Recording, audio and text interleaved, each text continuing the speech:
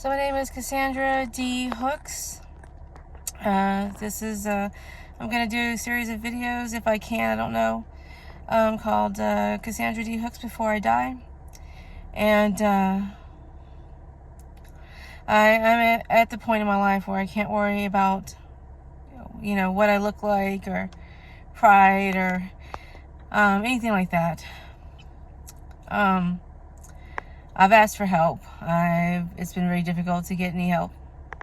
And so I'm going to do a series, like I said, a series of videos. I don't want to have to edit anything because I don't have the tools to edit. I don't have the time. I can barely get this video posted. My Fluffy died, and I did a video on that, but I never got it completed. I don't have enough. I can't afford what I need to get to create more memory on my phone.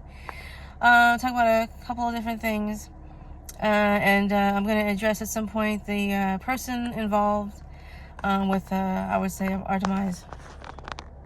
Oh, is it still on? Okay.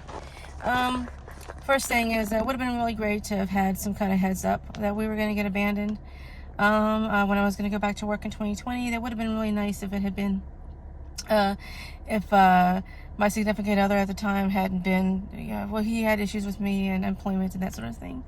And I thought, okay, well, he must be telling me if we can, then we can. I don't know how much involved his family is with everything. You might want me to think that they were really involved with it or not, and I'll address those people later also. So I'm trying to talk about, I just can't. I can't keep going on. I just can't. I'm so exhausted. My life, there's a bunch of catch-22s. I want to address normies. A lot of things that were presented to you in the world are not true. They're lies. So that people can have a false sense of security. And that when people are actually in need of that help, most people don't get help.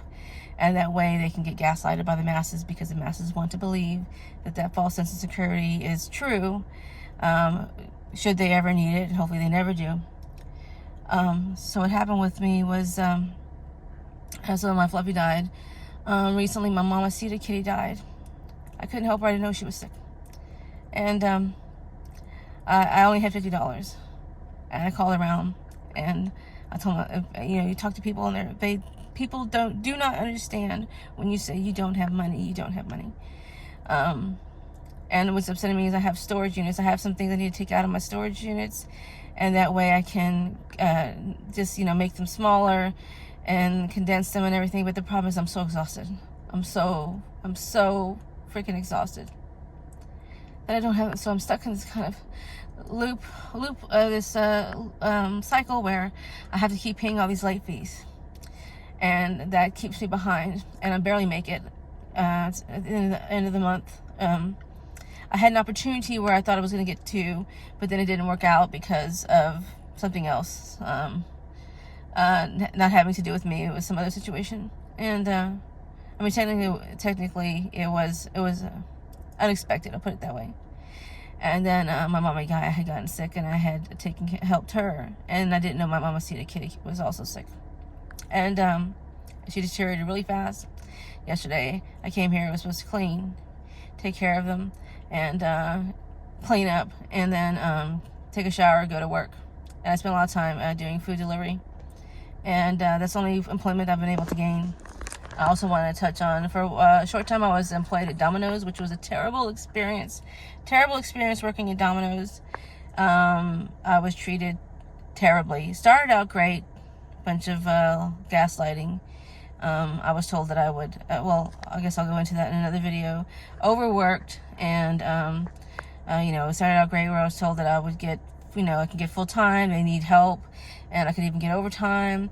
But then when I started working there, they put me on, I guess I'll touch on it for a second, but what you do is apparently the ovens, which takes the most experience, the most practice, they put me there during peak time of the year, and it took me a couple of weeks to realize that they were trying to push me out, and it exhausted me. And when I went in, I told them that I hadn't worked in years, this is my situation.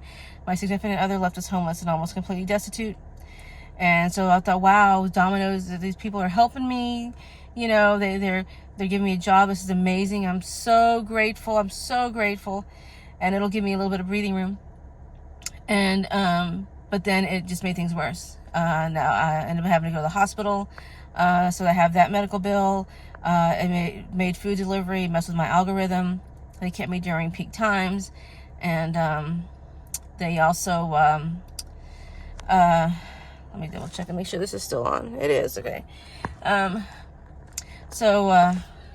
Okay, I don't know what's getting recorded in this. Hopefully